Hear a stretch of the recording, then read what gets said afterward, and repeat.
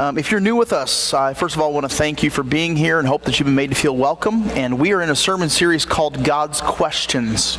And what we're doing is we're looking at God's questions that He asks of people in the Bible. And what we've learned so far is that it's amazing that God even asks questions because God knows absolutely everything there is to know about everything. But He does ask questions. And today what we're going to do is we're going to study the question that God asks as He encounters one of the most famous people in the Bible. Today we study one of God's most powerful vessels. His name is Elijah. And Elijah's story is found in the book of Kings. It's an Old Testament book. And it's not surprising at all that we find Elijah's name mentioned in the Old Testament 68 times. We would expect that, right? But what's astonishing is that we find Elijah's name mentioned in the New Testament 30 times. That's amazing to me. At the time when Elijah was around, it was about 950 BC. So almost 1,000 years has passed, and Elijah was still being talked about. Elijah was so well known, in fact, so respected by the Jews, that by the time Jesus shows up and begins His ministry, there are murmurs that Jesus is in fact, guess who? Elijah. That's what Matthew chapter 16, verse 13 and 14 say. I mean, that speaks pretty highly of who you are, doesn't it? That people who encountered Jesus were walking away from Jesus being like, yeah, that guy must be Elijah. That is how well thought of Elijah was by the people of his day. Why was Elijah so well respected and admired? Well, it has to do in part to what happened in 1 Kings chapter 18. If you did some reading this past week, then you know that story, and maybe you grew up in the church and you've heard this story too, that Elijah was this man of God. He was this mouthpiece for God who spoke boldly to the people. And he was challenging the people of his day to serve the one true God. But the problem was, there were these 450 other prophets who were encouraging the people to follow this false god of Baal. Well, it comes to the showdown on top of a mountain, and you know how the story goes. Elijah says to all the people, he says, okay, you guys go first. You guys build an altar to your god Baal, and I'll wait, and you guys pray to your God and ask for your God to answer by fire. And then I will build an altar, and I will pray to my God, and I will ask my God to answer and burn my altar, consume my altar by fire, and we'll see whose God is the bigger God. And so that happens. And you know how the story goes, man, those prophets of Baal, they were worshiping Baal, and they built their altar, and they're cutting themselves, and they're chanting Baal's name, and nothing happens. And after a long time, Elijah decides, okay guys, you guys have had your chance, it's my turn now. I'm going to build my altar, and in fact, I'm going to do something even more astonishing than just build this altar. I'm going to soak the thing in water. And so he's like, okay guys, come over here, dump water on this thing, just drench it, just soak it, and I'm going to pray to God. And he prays to God, and immediately God answers his prayer and consumes his altar with fire raining down from heaven, and the thing just bursts into flames, and it's so hot that it just evaporates all the water that had been doused all over it. And it was clear from that moment on that Elijah's God, the one true God, was the God who was all-encompassing, the God who was all-powerful. And so then he rounds up the prophets of Baal, and he puts them to death. And he's like, okay, choose for yourselves this day who you will serve. But listen, we need to serve the one true God, that is Jehovah. And so anyway, what ends up happening is that was 1 Kings chapter 18. But then you turn the page, and now we come to our text this morning in 1 Kings chapter 19, because that victory that was achieved on top of the mountaintop, on top of Mount Carmel, was short-lived. And I want us to explore at what happens to our hero Elijah, and that brings us to 1 Kings chapter 19, starting in verse 1. Now King Ahab told his wife Jezebel all that Elijah had done, and how Elijah had killed all the prophets of Baal with the sword. Then Jezebel sent a message to Elijah saying, "So may the gods do to me and even more if I do not make your life as the life of one of the prophets that you killed by tomorrow about this time." So Elijah was afraid, and he arose and he ran for his life, and he came to Beersheba, which belongs to Judah, and left his servant there. Now, before we read verse 4, I'm going to read verse 4 in just a moment, but what I want you to do is I want you to think to yourself how you would describe Elijah after we read verse 4. Okay? So here comes verse 4. But Elijah himself went about a day's journey into the wilderness and came and sat down under a juniper tree or a broom tree, and he requested for himself that he might die. And he said, "It's enough now, O Lord, take my life, for I'm not better than my fathers."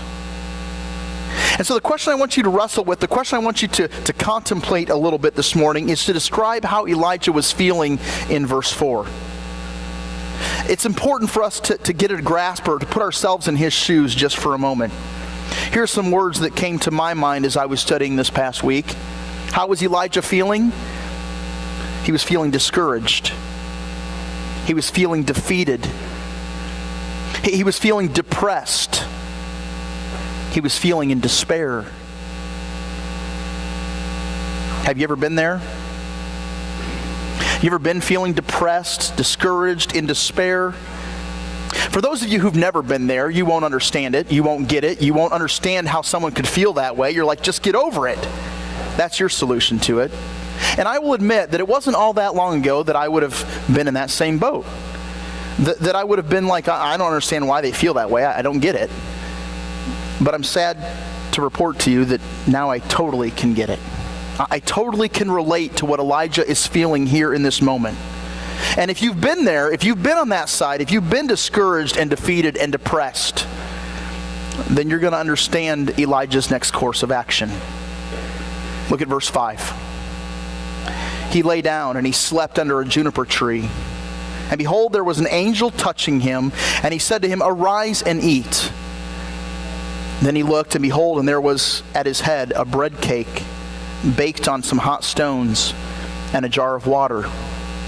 So he ate and he drank, and he lay down again. The angel of the Lord came again a second time and touched him and said, "Arise and eat, because the journey ahead of you is too great."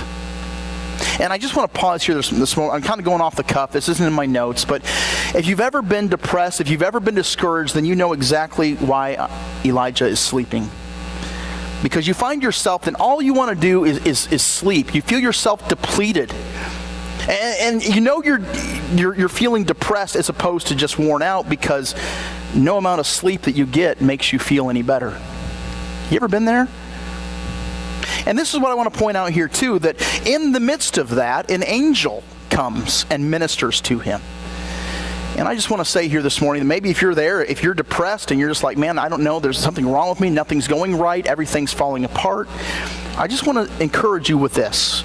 I believe with all my heart that God will send an angel to minister to you in that moment. And it may come in different forms. It may not be an angel that we think of as an angel, but certainly God will provide for you the comfort that you need in that moment. And I love it, because the reason the angel is coming and ministering to him, he says, the journey ahead of you is too great for you. See, God's not done with you yet. If you're depressed, if you're discouraged, that's not the end of your story. And he comes and he comforts you because the journey ahead of you that he has prepared for you is great. And he's not done with you yet. Verse 8. So Elijah arose and he ate and he drank, and he went in the strength of the food for 40 days and 40 nights to Mount Horeb, the mountain of God. By the way, this is Mount Sinai. This is the place where Moses received the law from God, the 10 Commandments, where God brought the Israelites out of Egypt. He led them to this mountain. This is where Elijah encounters God in this moment. And what does it say there? Elijah came there to a cave, and he lodged there. And behold, the word of the Lord came to him and said to him, and here's the question I want us to explore this morning. God said to Elijah, "What are you doing here? What are you doing here?" Let's see how well you remember Why does God ask questions? Well, he asks questions for our benefit. It's so that we can reflect. It's so that we can have our eyes open to the truth. So with that in mind, as God is asking this question of Elijah, he's doing so for the benefit of Elijah. And so in verse 9, when God asks the question, what are you doing here, Elijah? Why are you in this cave living like this? Is this what I've called you to do? To live in fear? To be afraid? To be depressed? To wish your life would come to an end? Is this what I've called you to? You see, God wants Elijah to wake up and to realize how he got to this spot in his life. I mean, Elijah goes from boldly challenging 450 false prophets of Baal and 400 prophets of the pole of Asher. So he goes from this mountaintop experience, and now he's living like a recluse in a cave. How did you get here, Elijah? That's the question that God was essentially wanting his eyes to be open to. Elijah was in a place where he was feeling, again, defeated, depressed, discouraged. How did you get here, Elijah? And I believe there are some here today who can totally relate. Something has happened, and now you're discouraged, now you're defeated, now you're depressed, now you have no joy, and you've isolated yourself living in a cave. And I believe God would ask the same question of you and me today. What are you doing here? Is this what I've called you to? How did Elijah get to this place in this life? How did things turn around so quickly? One moment he's on top of the world, the next moment he's in a cave wishing God would take his life. What's happening here? Here's how it happened. It began with opposition that comes from unexpected places. Unexpected opposition, if you will. And it's not just opposition. You understand that, don't you? Elijah's whole ministry was surrounded in opposition. There were people who were against Elijah from the time God called him. This is dealing with, however, unexpected opposition. In 1 Kings chapter 18, Elijah had opposition from the king, King Ahab. But now in chapter 19, Elijah seems to be taken back a bit when his opposition comes from the Queen Jezebel. Look again at verses 1 through 3. Now Ahab told Jezebel all that Elijah had done and how he'd kill all the prophets with the sword. Then Jezebel sent a messenger to Elijah saying, "So may the gods do to me and even more if I do not make your life as the life of one of them by tomorrow about this time." And he was afraid, and he arose and he ran for his life and came to Beersheba, which belongs to Judah, and he left his servant there. I hope you understand that if you make the decision to follow Jesus Christ, that you are going to face opposition from time to time. And listen, as someone who grew up in a preacher's home and who is now a preacher, I understand all too well about opposition that you will face. But it's not the opposition that I would expect to face that bothers me. It's the unexpected opposition.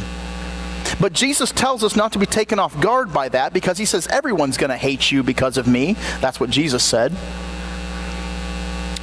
Look back at verse 3, and I want to show you what this unexpected opposition does to Elijah. And I want you to underline some words in verse 3.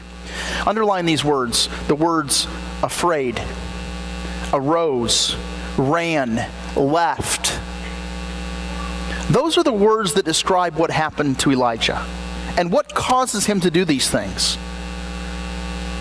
It's the opposition that he's receiving from Jezebel. And so that leads me to ask you this question this morning. What is your Jezebel? What is it in your life that has come into your life that is causing you to face some opposition that you didn't see coming? You never dreamed it would happen, but sure enough, it's here, and it's menacing. And it's like a sucker punch that you weren't prepared for. Maybe it was someone who was even on your side, but not now. Something has switched, something has changed, and now they're standing in strong opposition to you. And this opposition is causing you to feel much like Elijah felt, depressed, defeated, disparaging. Maybe it's a boss who used to like you, who you had his favor, who always treated you nicely, and for whatever reason, you can't put your finger on it, something's changed. And this boss is just treating you very unfairly. Maybe it's a neighbor that you've been at odds with since the moment you moved in. Maybe it's a friendship that's gone sideways, or a spouse. But life has changed for you now, and now you're facing opposition from them, and it was totally unexpected. Things were going so well, but not now. And notice here underneath point number 1, letter A, I've asked, what is your Jezebel? Not who is your Jezebel. Because while it could be a person that you're receiving opposition from, it's not necessarily always a person. Some of you in this room are experiencing strong opposition in the form of cancer. You never in a million years thought this terrible disease would come visit you. But the doctor's diagnosis has been received, and now his news is so troubling, and it's left you feeling depressed, discouraged, defeated. For others, your Jezebel is maybe a looming lawsuit, or a pending divorce, or a rebellious child that, man, you want nothing more than to see that child be pointed back to the Lord. It happens to everyone from time to time, this feeling of depression and discouragement and defeat. And if it hasn't happened to you yet, it will. It will. James chapter 1 verse 15 reminds us of this. Elijah was a man with a nature like ours. What he was experiencing in the cave was not something out of the realm of possibility for you and I to face. If depression and defeat and discouragement happened to Elijah, what's to keep us from assuming that it won't happen to us?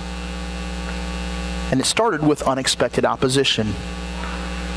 And the problem with unexpected opposition is that it's dangerous. You see, the biggest danger of opposition isn't someone disagreeing with you. Opposition is not just disagreement.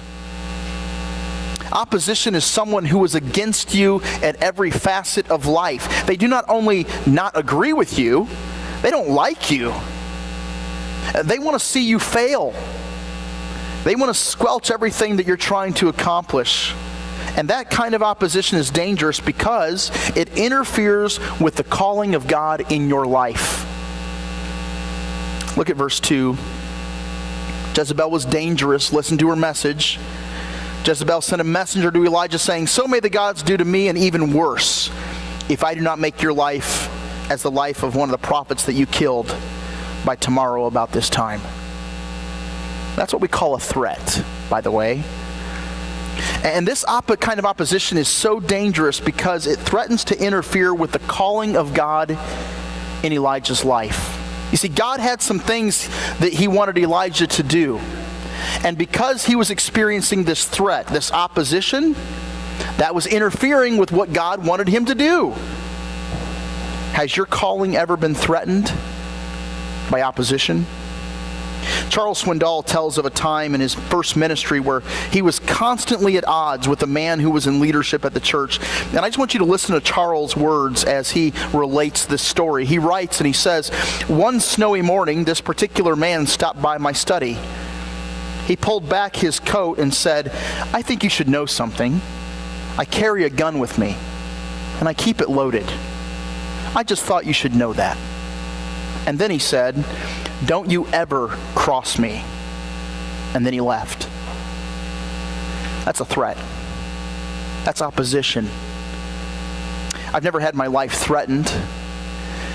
In the course of 25 years of ministry, roughly, I've had people threaten what they thought was my job. It's happened to me twice. One time I had someone, as they were threatening to leave the church, say to me, "I give a lot of money to this church, and when I leave, this church is going to fold. And furthermore, if me and my family leave, there will be others who will follow, and it's going to be really hard for you to continue to keep your job." That's a paraphrase of what they said. Listen, that kind of opposition breeds discouragement and distraction and defeat.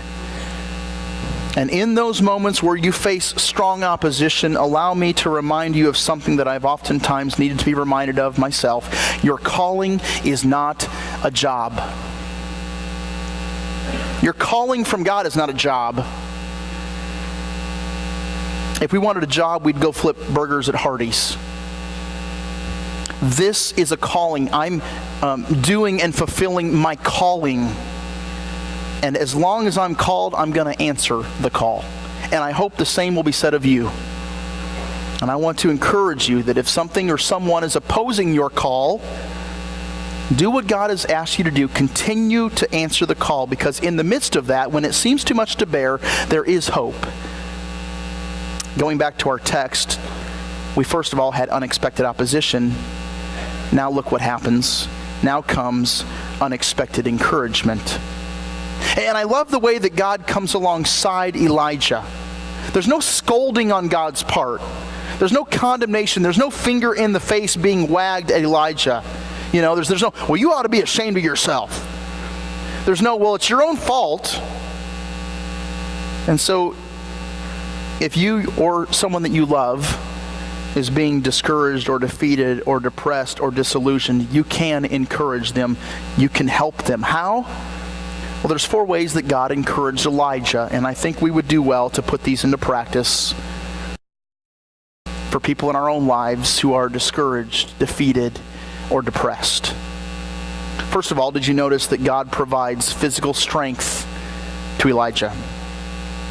The first thing Elijah does after he stops running away from Jezebel is found in verse 5, and I love it. It says, he laid down and he slept under a juniper tree, and behold, there was an angel touching him and said to him, arise and eat. Then he looked, and behold, and there was at his head a bread cake baked on hot stones and a jar of water.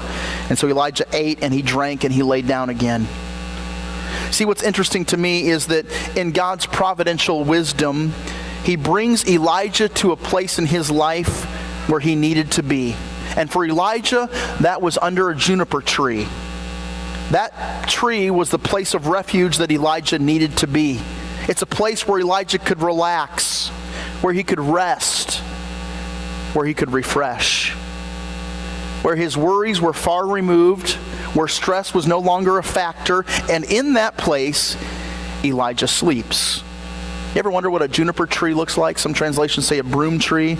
It's a gnarly tree that is that's used to growing in harsh conditions, such as the wilderness that Elijah found himself in. And it's under a tree like that Elijah sleeps. Let me just say this too. Sometimes the best thing you can do is rest. And rest for some means taking a nap. But rest for others means getting away from the daily routines of what you're used to doing. And did you notice this, that beyond rest, did you see what else God uses to encourage Elijah to help him gain strength? Food. Maybe it is true. The way to a man's heart is through his stomach, right? What's surprising to me is that in this moment, as Elijah wakes up from his nap, wakes up from his rest, he doesn't seem all that impressed or surprised that there's food and there's water here. He just eats it, okay, and he goes back to sleep. So even after more sleep and more bread and water, Elijah takes off then on a 200-mile journey to Mount Sinai, Mount Horeb.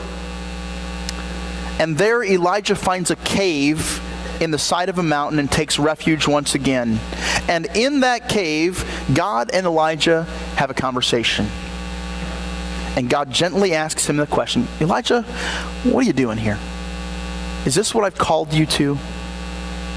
And that brings us to the second way that Elijah is encouraged by God. God listens. God listens. Look at verse 10. Because verse 10 contain Elijah's frustrations, his disappointments, his heartaches, and God listens to him. This is what Elijah says to God. He says, I have been very zealous for the Lord, the God of hosts. For the sons of Israel have forsaken your covenant. They've torn down your altars, and they killed your prophets with the sword. And I'm all alone. I'm the only one who's left. And they seek to kill me.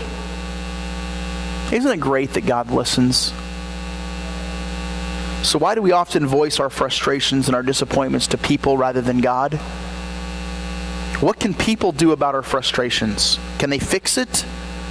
Probably not. And in fact, a lot of times they'll make it worse. Because what we find ourselves doing to the people we complain to is they're like, oh yeah, you have all the reason to be discouraged and depressed. Your life is awful, you know? That doesn't help me. That just makes it worse. And so if you're discouraged, if you're facing opposition to your calling, remember this: God listens.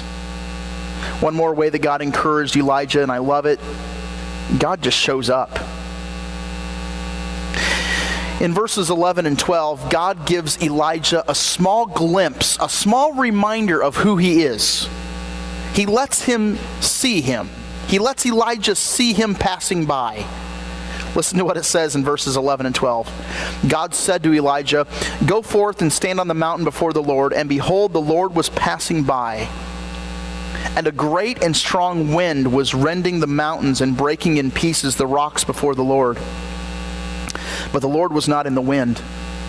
And after the wind came an earthquake, but the Lord was not in the earthquake. After the earthquake there came a fire, but the Lord was not in the fire. And after the fire, a sound of a gentle blowing. I love these two verses recorded in Elijah's story, because what Elijah desperately needed to get him out of his funk was he needed to have a fresh awareness of who God is and what he's all about. And I think that's a good word for us in here this morning as well. Sometimes our awe of God is a little dingy. It's a little dull. It needs to be dusted off. It needs to be awakened and revitalized. And what I find interesting in Elijah's case is that God shows up, not in the wind, not in the earthquake, not in the fire, not in these big monumental things, but God shows up in the gentle whisper. I love what one commentary has said. To look for God only in something big, like rallies or revivals or conferences or high-profile speakers or a really powerful worship service. If you're only looking for God in those places, you may miss him, because he is often found gently whispering in the quietness of a humbled heart. And I think it's interesting that Elijah had the mountaintop experience. He saw God clearly demonstrated through fire raining down on the altar that was drenched with water. But now God comes to him in the form of a gentle whisper. Are you listening for God? Take a step back from the noise and the activity of your busy life and listen humbly and quietly wait for his guidance. It may come when you least expect it. And the final way that God encouraged Elijah is really an astonishing way too. God encourages Elijah through a friend. God provided someone who would help shoulder the burden. We know him as Elisha. God tells Elijah where to find Elisha, and that Elijah was supposed to anoint Elisha with oil. Look at the last sentence of 1 Kings chapter 19, and I love it. Then Elisha arose and followed Elijah and ministered to him. In your moment of discouragement, has God provided a friend who came to you in your life and ministered to you in ways that you thought were such a blessing? What an encouragement that is. Can you think of 5 friends that God has brought into your life to help you, to encourage you, to lift you up when you're feeling down?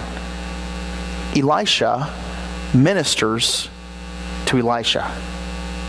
Thank God for the godly friends that he brings into our lives.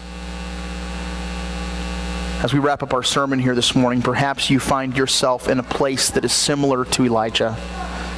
Unexpected opposition has knocked the wind out of your sails. You feel defeated, depressed, discouraged, disillusioned, and truth be known, you're discouraged because, well, life is hard, and you didn't see it coming. Hey, listen, just like Elijah, God's not done with your story yet. He's going to show up. He's going to bring encouragement. He's going to speak into your heart, and he's going to ask you, what are you doing here? Is this what I've called you to? And he's going to gently remind you of who he is and how powerful he is. Take heart. God will bring some unexpected encouragement to your situation. I firmly believe that. It's a testimony in my life. And I know it can be a testimony in yours as well. Let's pray, and then we're going to have our time decision this morning.